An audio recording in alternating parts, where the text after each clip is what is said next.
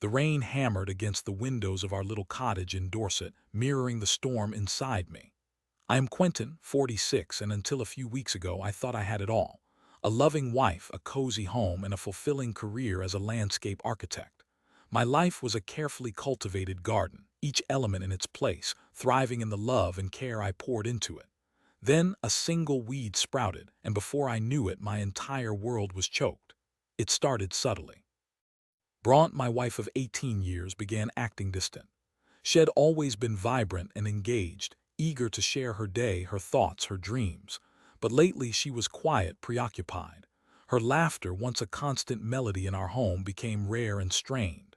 When I asked if something was wrong, she'd brush it off with a tired smile, blaming work stress or a headache. I wanted to believe her. I desperately wanted to believe her. But a nagging unease settled in my gut, a cold dread that whispered of something hidden. Bronte worked as a marketing executive for a large firm in Bournemouth. Her job was demanding, often requiring long hours and occasional travel. Id always supported her career, proud of her ambition and success. But lately, her business trips seemed more frequent, longer. And when she returned, she was even more withdrawn, her eyes holding a sadness I couldn't decipher. One evening, while Bronte was away on business in Bristol, I found myself unable to sleep. The silence of the house was deafening, amplifying the anxiety that gnawed at me. I decided to surprise her. I booked a last-minute train to Bristol, hoping to take her out to dinner to reconnect.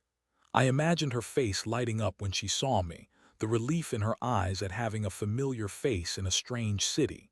The reality was far different. I arrived at the hotel Bronte had mentioned, a sleek, modern building in the heart of the city. The receptionist confirmed that she was indeed a guest, and I asked for her room number. He hesitated for a moment, then reluctantly wrote it down. My heart pounded as I made my way to the elevator, each floor feeling like a descent into a nightmare. I reached her room, my hand trembling as I knocked. A moment of silence stretched, and then the door opened. It wasn't Bronte.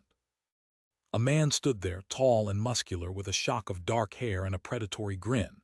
He was wearing only a towel, his chest bare, water droplets glistening on his skin. "Can I help you?" he asked, his voice dripping with arrogance. I was speechless, my mind reeling. I stammered, "I'm looking for Bronte." The man's grin widened.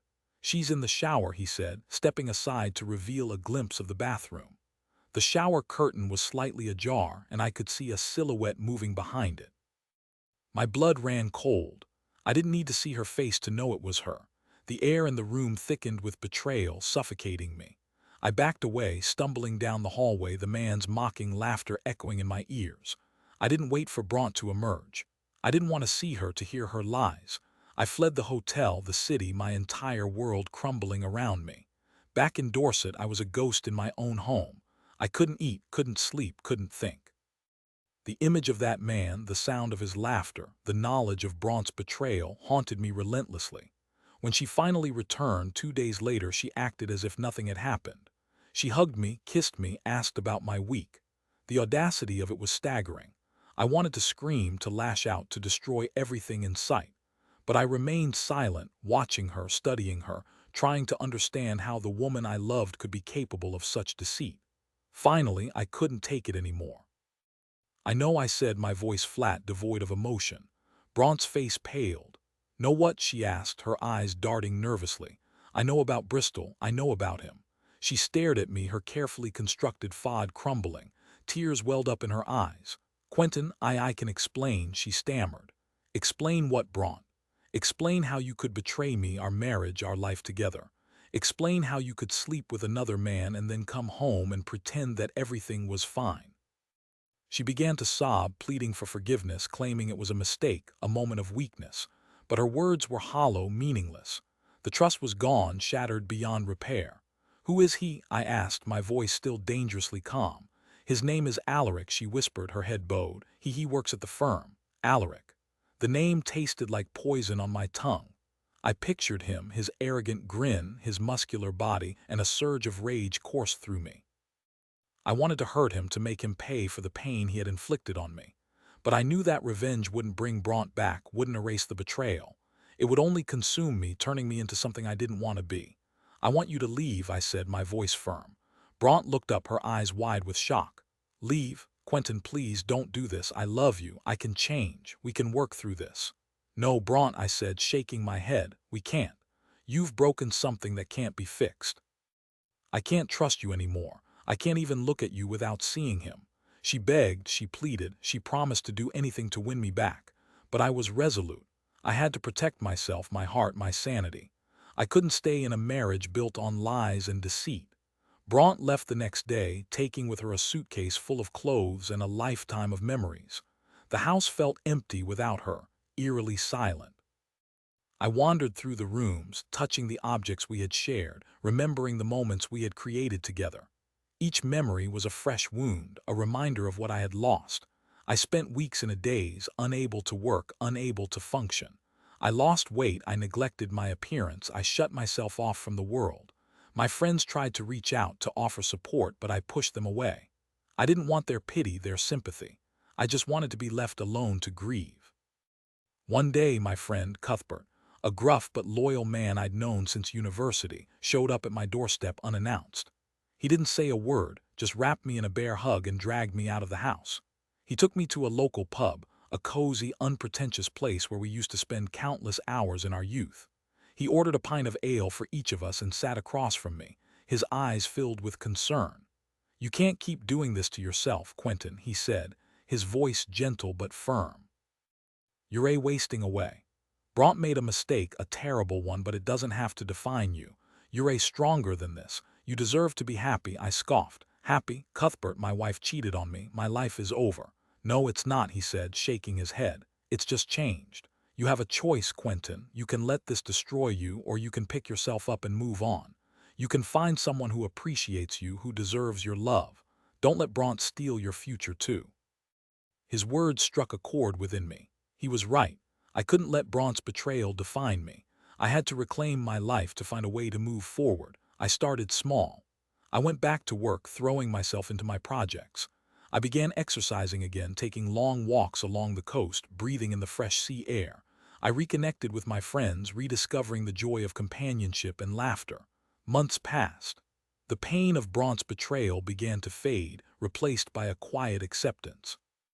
I realized that I was going to be okay. I was going to survive. One evening, while I was working late in my office, I received an unexpected visitor. It was Imogen, Bronte's best friend. She looked nervous, fidgeting with her hands as she sat down across from me. "Quentin, I need to tell you something," she said, her voice barely above a whisper. "It's about Bronte and Alaric." I braced myself, wondering what new revelation was about to be unveiled. "Their affair, it wasn't just a mistake," Imogen said, her eyes filled with guilt. "It was planned. Bronte had been unhappy for a long time. She felt trapped in the marriage. Alaric encouraged her to leave you. He promised her a better life." I stared at Imogen, stunned. "A better life? What does that even mean?" "He's wealthy, Quentin," she said, her voice dropping even lower. "He promised Bronte a life of luxury, travel, freedom. He convinced her that you were holding her back." A wave of anger washed over me, hotter and more intense than anything I had felt before. Bronte hadn't just betrayed me, she had been manipulated, seduced by greed and ambition. And Alaric was even more despicable than I had imagined. He had deliberately targeted my wife, exploiting her vulnerabilities, preying on her desires.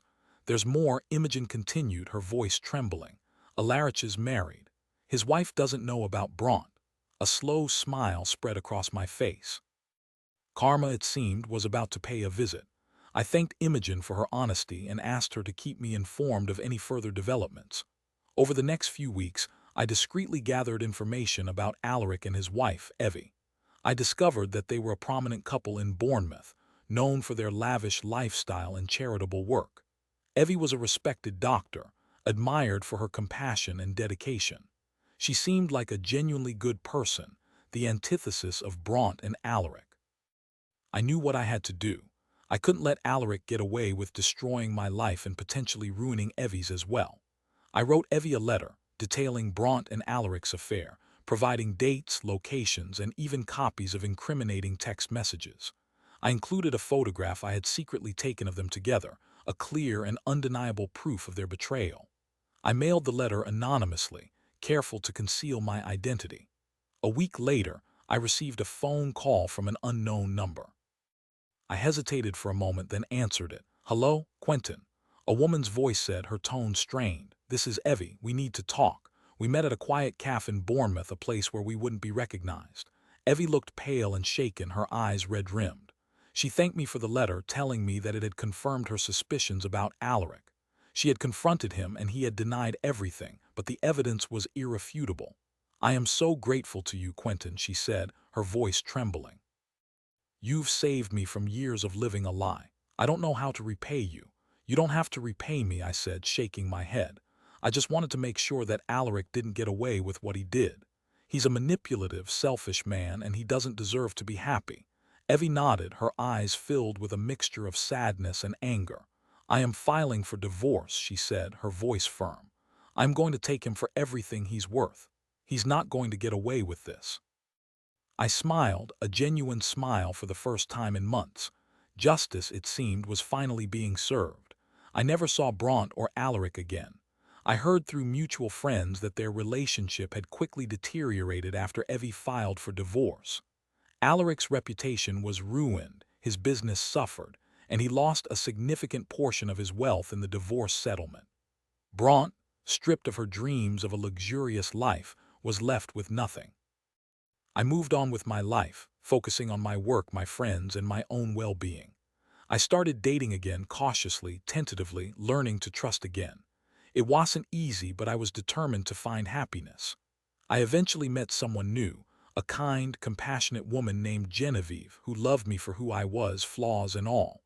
We built a life together, a life based on honesty, respect, and unwavering love. Looking back, I realized that Bronte's betrayal, while devastating, ultimately made me a stronger, more resilient person. It taught me the importance of self-respect, the value of true friendship, and the power of forgiveness. I learned that even in the darkest of times, there is always hope for a brighter future. And sometimes, the greatest revenge is simply moving on and finding happiness, proving that you are stronger than the pain they inflicted upon you.